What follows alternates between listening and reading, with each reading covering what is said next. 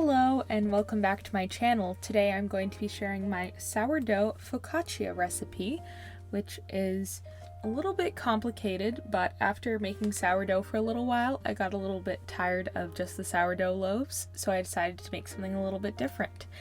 So we are going to start out with a sourdough starter, and this is essentially a symbiotic community of lactic acid bacteria and wild yeast, which when you give them flour, they feed on the carbs, and when they're hydrated, they're able to ferment, and then once put into a dough, it will make it rise. And breads that are yeasted using a starter are called naturally risen breads.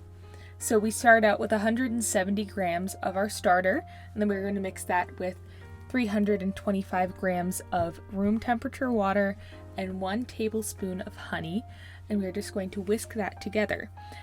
And focaccia is a very wet dough because you need that high hydration to work well with the sourdough starter.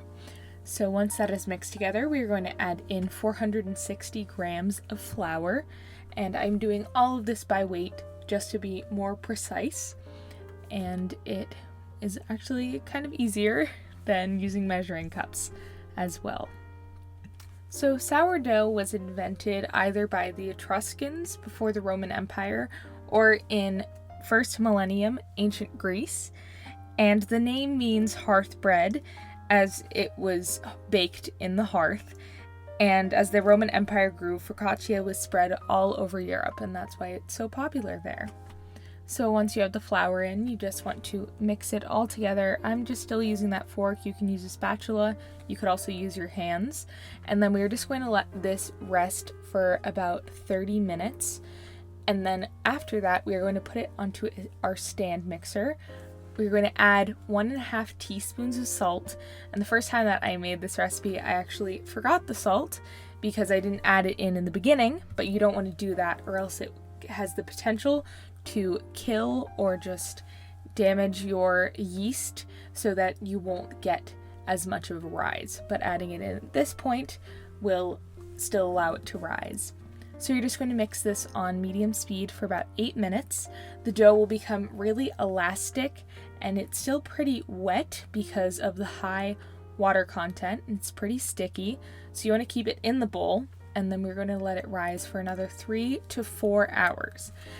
And while we are doing that, I get my toppings ready for my focaccia, which I'm doing a garlic butter and tomato focaccia. So I melted about 2 tablespoons of butter, and then I put in about 2 cloves of garlic, and I lightly cooked the garlic.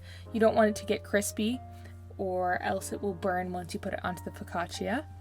And then I sliced 3 to 4 cherry tomatoes very thinly.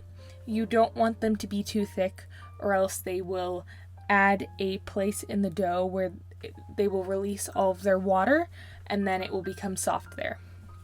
So there is the dough after rising for about 3.5 hours. You can see that it is glossy and a little bit bubbly. So now I greased a sheet pan very well with olive oil, and then I just moved the dough onto here. And then you want to start trying to spread it to all 4 corners. If you have trouble doing that, you can let it rest for about 15 minutes and then try again, which is what I did. And then you're ready to go into the oven. So we brush the focaccia with our garlic butter. And now this is a crucial part.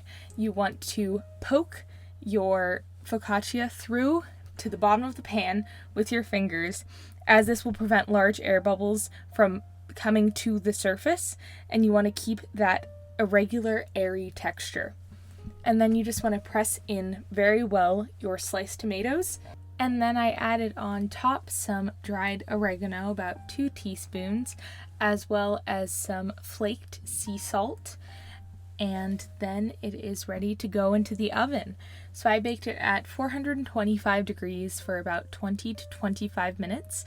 It can get pretty browned on top because of the butter. So if you want to avoid that, you can just brush it with olive oil and then put some butter on after it's baked.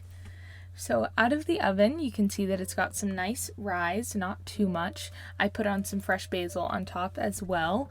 And once you cut into it, you should see a nice irregular crumb structure with large and small holes in the bread. You can eat this just as is or dip it into some olive oil and balsamic vinegar. Thank you so much for watching. As always, the recipe will be in the description below, as well as on my website, bakingwithbrie.com. Be sure to like and subscribe if you enjoyed this video so you don't miss any in the future, and feel free to leave in the comments below any recipes you would like to see. Bye!